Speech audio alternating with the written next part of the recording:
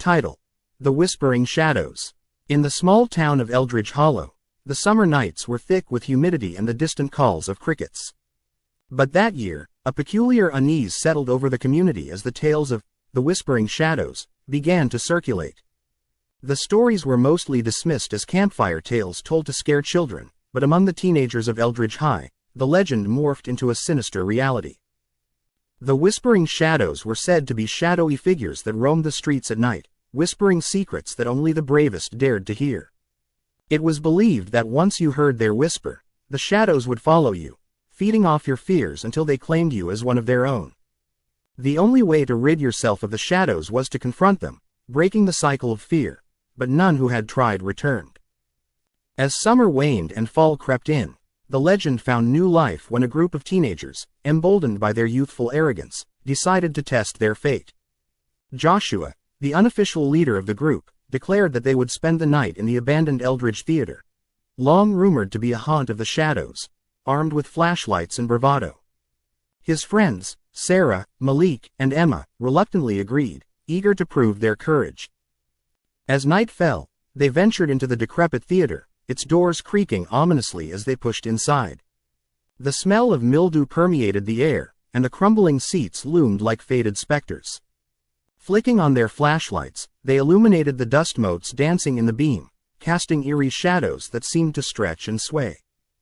"Let's split up and see if we can find anything," Joshua suggested, his voice echoing through the empty auditorium. "No way," Sarah replied, her uncertainty palpable. "You said it yourself. These shadows are dangerous. Just a few minutes. What's the worst that could happen?" he said, dismissing her concerns, and they reluctantly agreed, each taking a different aisle of the theater.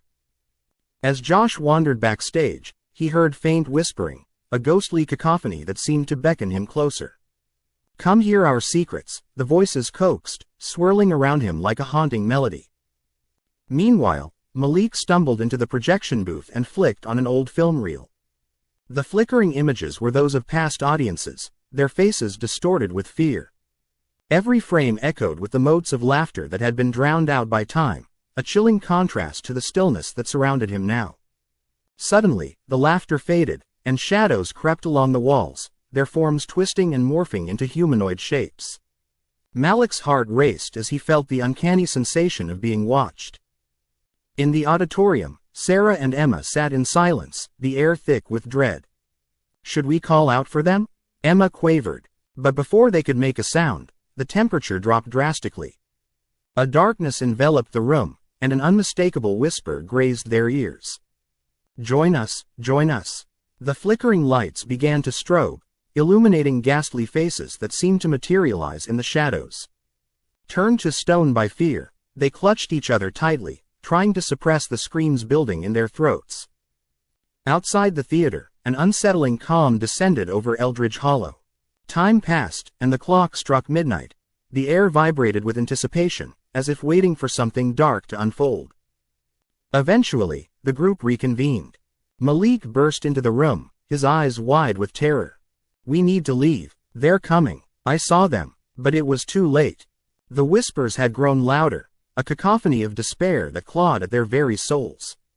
Joshua felt an icy grip on his wrist and turned to see a shadowy hand, its fingers elongated and skeletal. "You heard our secrets, now you must pay the price," it whispered.